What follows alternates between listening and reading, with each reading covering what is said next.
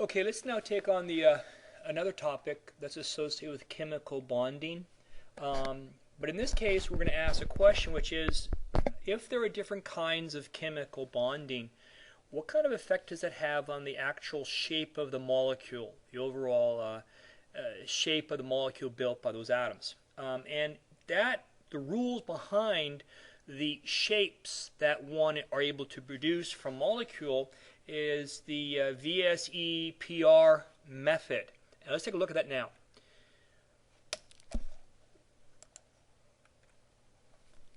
We might recall that Lewis dot structures were methods of keeping track of the outside electrons. It's the outside valence electrons that are in fact involved in making the bonds between atoms, making the electron pairs. The atoms can share up to 3 pairs, meaning that the maximum is triple bonding. And something we never really discussed too much in detail, but we've got to talk about now, is the idea of lone pair electrons that don't participate in the bonding.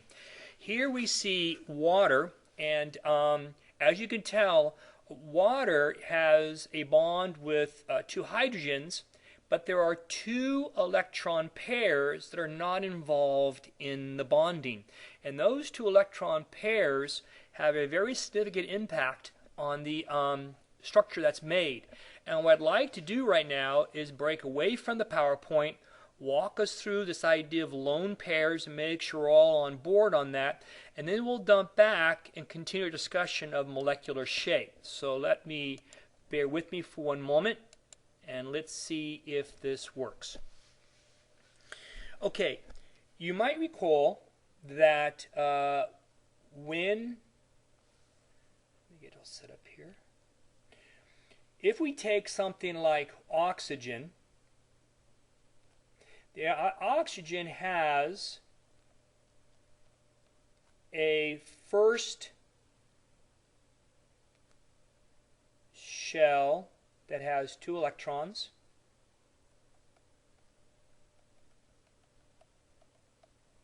And then it has a second shell that has 1, 2, 3, 4, 5, 6, has 6. Now when it comes to bonding, it is only these outer 6 that are going to participate in the bonding, and the inner core electrons, although they're there, they don't participate in bonding. Now a second issue that comes up is, but these electrons in these shells actually exist in orbitals, p orbitals, s orbitals, and stuff like that. Where do the p and s orbital idea fit in with Lewis dot and fit in with bonding? And the answer is it doesn't. What happens is electrons that are in the outside valence electrons, outside valence shell, they exist in this case in p's and s orbitals. However, as oxygen prepares to bond with other atoms, the electrons leave the p and s orbital locations. And instead what happens is the electrons become available in 4 locations.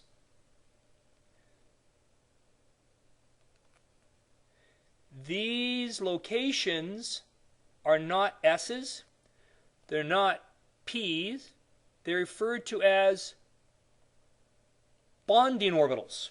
They're given fancy names like sigma or phi squared.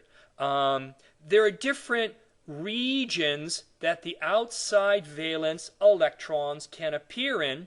They're no longer P or S or even D, but what they are bonding orbital locations. Now, there are only 4 bonding orbital locations located for the outside valence. And so what happens is, over here we see oxygen, we see these 6 electrons out here. What happens is they begin to populate these bond regions. And just as we saw with orbital rules, what happens is the electrons populate these bonding regions and fill each and every one of them. So we have 4 electrons. There are 6 total. So there are 2 more electrons to account for. And what they do is they double back and they fill in what remains. Now, these bond orbitals,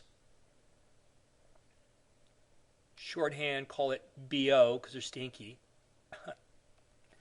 These bond orbitals have a maximum of 2 electrons in them, and they must fill up. That's how stability is achieved. So every bond orbital can handle a maximum of 2 electrons. It sounds familiar like S's and P's, but these are the bonding orbitals. So these 2 bonding orbitals, they're filled. They will not participate in any kind of bonding because those are filled up. So they're going to become known as lone pair because they exist all by themselves as a pair, and regardless of the bonding, they will not bond with anything else. These 2, however, are missing.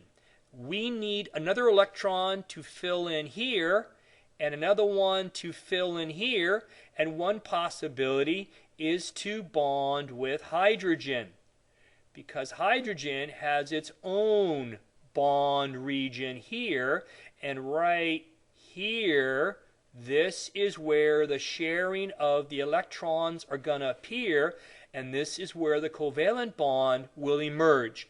And the same thing is going to happen over here. So what we begin to realize is oxygen can only form 2 bonds and will not be able to do any others because the other bonding orbitals are full. So there is going to be a big issue, though, in that these electrons in these bonding orbitals, they're going to assert a repulsion. They're going to assert a repulsion to any nearby electrons that are involved in bonding. And so their presence is felt, and they're going to influence the geometry or shape of this molecule, which in this case is H2O, because they're going to exert a repulsion and squeeze those bonds away from themselves. So you must keep in mind the influence of the lone pair versus the bonding pair, and keep in mind that there's going to be repulsion coming from the lone pair and going to exert a big influence on the eventual shape. Let me see if I can click out of this and get back to. Outstanding. So that's the basis for the lone pair versus the bonding pair. So continuing on, what we see in this case is that if nitrogen, in this case, the central atom, its bond space where the bonding electrons can show up, if you take a look at those bond spaces and space them out equally everywhere, then the angle between all atoms should be 109.5. But wait, nitrogen has a lone pair of electrons that sit here. Those lone pairs of electrons exert a squeezing down, a repulsion downwards away from itself, and it squeezes, in this case, the hydrogens that are filling in for those bond pairs. The actual angle is 107 because of the repulsion effect of the lone pair. So here we see three different ways of diagramming, in this case, a tetrahedral molecule. You have the center molecule, and you have then these flat sides that are anchored by the atoms that are bonded to it. And so the shape of this molecule, in this case, we're not going to have lone pairs. We're simply going to say we have an atom that has four atoms bonded to it. That's going to create a tetrahedral molecule where the angles are going to be 109.5. So now where does the VSEPR rules come in? Well, what it does is it tells us that the atoms are going to be connected. Lewis dot tells us how the atoms are going to be connected, but from that you can't know the overall shape. So the shape of the molecule can very much affect the overall structure. And so that's referred to as the valence shell electron pair repulsion, and allows us to predict the overall geometry. And you're going to be asked to predict the geometry of certain molecules, keeping in mind the repulsion effect. So how do you go about predicting? Well, what happens is you take a look at the single bonds and you look at the lone electron pairs, and all of this is based around the central atom. So look at the central atom, look at the bonds that are formed, look at the number of lone pair electrons. Knowing that information, you can actually predict what the molecule shape should be. Now, even if the bonding involved is double or triple, we still consider it to be a single bond in terms of its properties.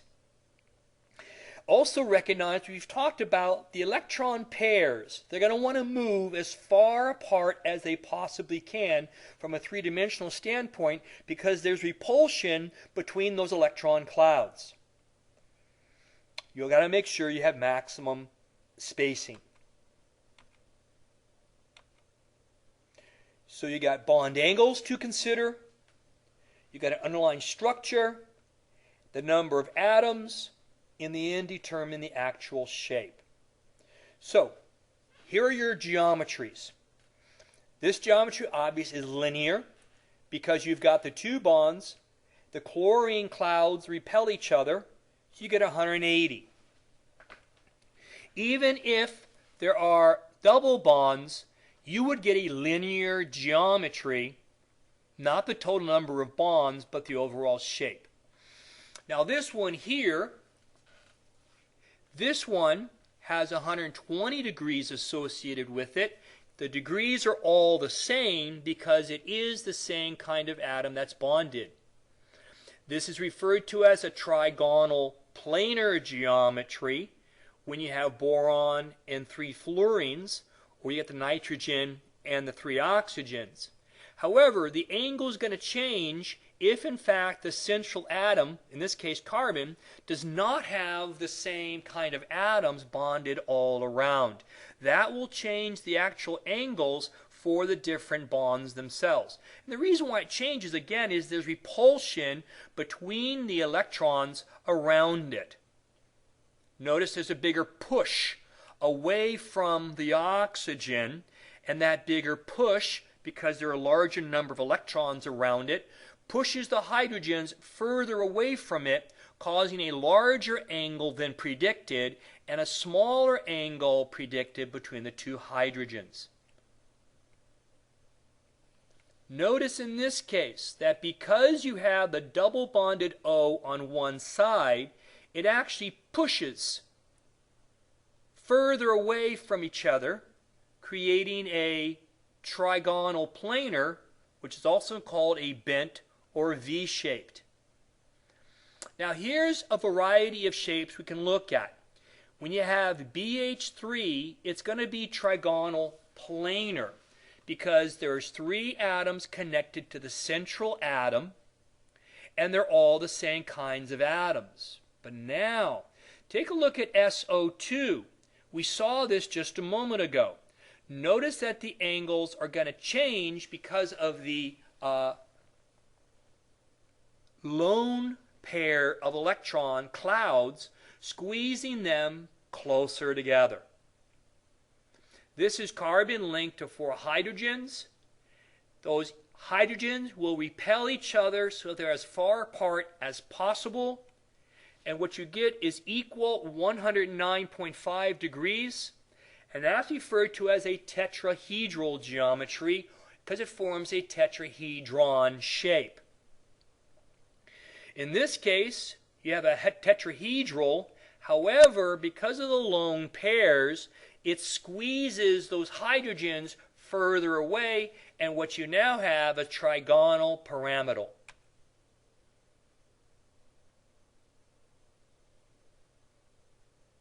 We just discussed that. Now, what if we have two lone pairs? If you have two lone pairs, in this case, it's water, H2O in the upper left. Those two lone pairs exert tremendous pressure against those hydrogens. A lot of repulsion is coming from them, and it dramatically bends the shape of the water molecule. The angle is actually 104.5 with the two lone pairs sticking out to the side. Notice you would have guessed that a tetrahedral geometry would be 109.5. It actually is a much tighter bend than that. And the consequence is water becomes enormously polar, and that has a lot of consequences to its behavior. So what happens if you have no lone pair electrons around a central atom? You get 109.5. One lone pair gives you 107. Two lone pairs give you 104.5. Looking again how the molecule gets bent due to the lone pair electrons. So what is an organized way of saying all this? Well, if you have a central atom, A, and you have two of the same kind attached to it, then the name of that geometry is called linear. If you have a central atom with three of the same kind, you get a trigonal, planar.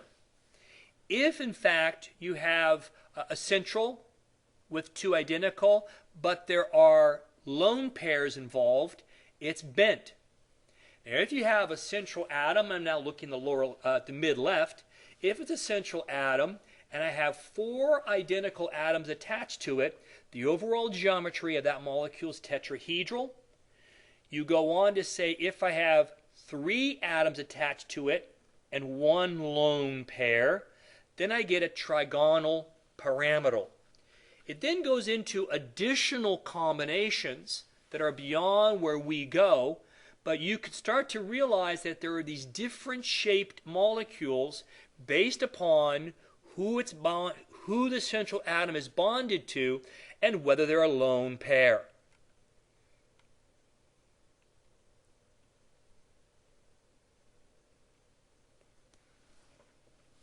This lays it out in another format. The shapes can be linear, trigonal planar, tetrahedral, octagonal. The bond angles are all changing, and it's based upon the number of electron pairs that are involved. This is the chart you'll be allowed to work with and have in front of you when you take the exam. Once again, it shows you what the names of the different shapes are, and again, pay close attention to the number of lone pair electrons.